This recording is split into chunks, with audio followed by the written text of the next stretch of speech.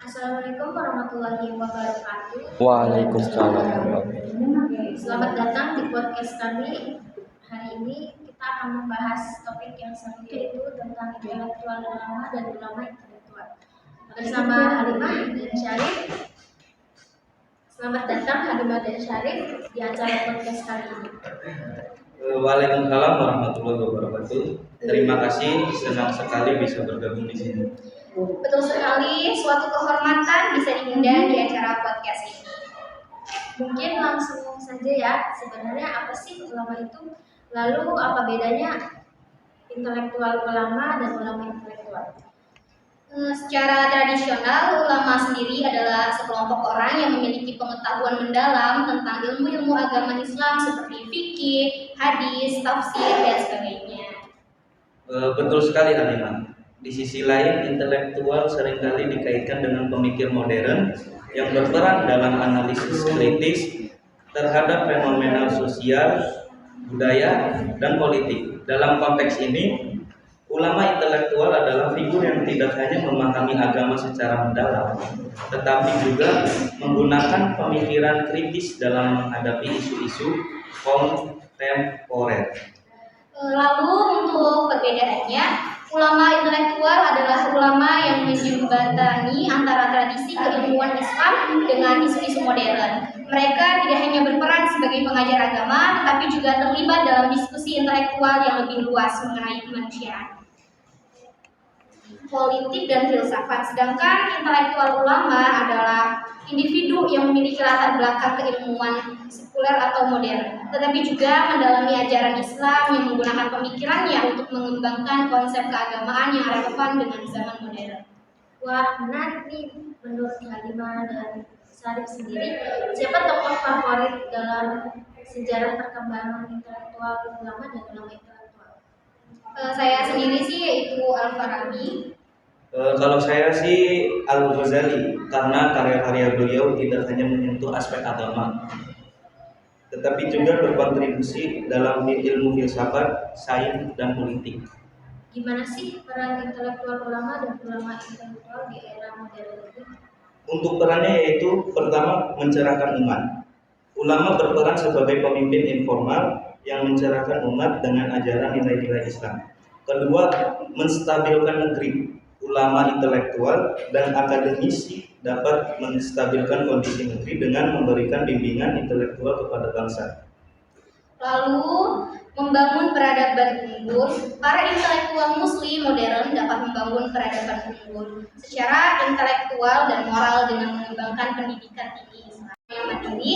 Ulama perlu memiliki jiwa mandiri untuk menjawab kebutuhan dakwah. Kini telah sampai di akhir podcast kami yang berjudul ulama intelektual dan intelektual ulama.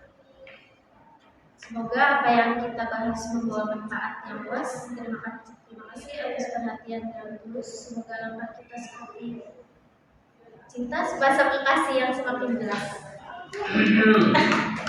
Udah.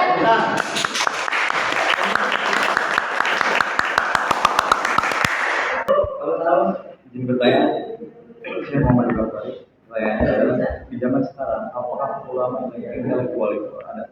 Dan jika ada, mohon disebutkan siapa dan kenapa bisa disebutkan menjadi ulama intelektual? Ya, dari saya kurang lebih menunjukkan. Wassalamualaikum warahmatullahi Waalaikumsalam warahmatullahi wabarakatuh. Terima kasih atas pertanyaannya. Mangga dijawab dengan Kak Syarif. Pertanyaannya tadi itu apakah ada ulama intelektual pada zaman sekarang? Betul. Jawabannya ya tentu masih ada, karena kata ulama intelektual itu memiliki dua kata. Yang pertama kata ulama. Ulama ialah dalam bahasa Arab yang berlandaskan ilmu atau ilmu. Nah, sedangkan ulama yakni berarti memiliki arti orang-orang yang memiliki ilmu, itu namanya ulama. Sedangkan intelektual sendiri memiliki arti kritis dan politik, dia memiliki pemikiran yang kritis. Nah, pada zaman sekarang ulama yang intelektual itu ada banyak. Yang pertama siapa tadi, Nur Holis Majid, ulama yang bernama Nur Holis Majid atau sering kita sebut dengan kata Cak Nur. Dan ada lagi Habib Quraish Shihab. Habib Quraish Shihab memiliki ilmu yang sangat luas dan dia berpikir secara kritis. Bisa diterima? Siap, bisa. Ulama. Tapi menurut kalian itu apa kriteria orang itu disebut ulama? Tadi tentang ulama sebagai ulama. Nah, sekarang banyak orang menyebut dengan mudahnya ulama ini. Nah, menurut kalian itu apa kriteria seorang itu menjadi ulama?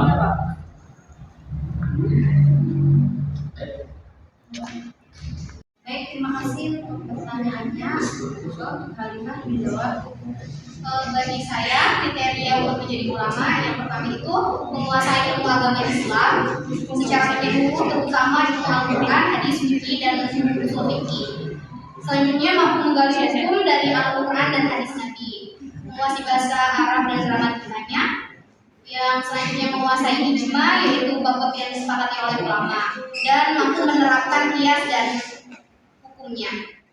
Terima kasih.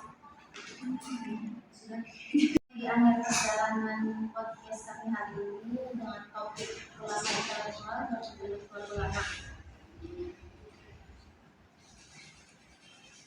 Semoga apa yang kita bahas membawa manfaat yang tulus. Terima kasih atas perhatian yang tulus. Semoga langkah kita seperti cinta sepasang kekasih yang semakin jelas. Wassalamualaikum warahmatullahi wabarakatuh.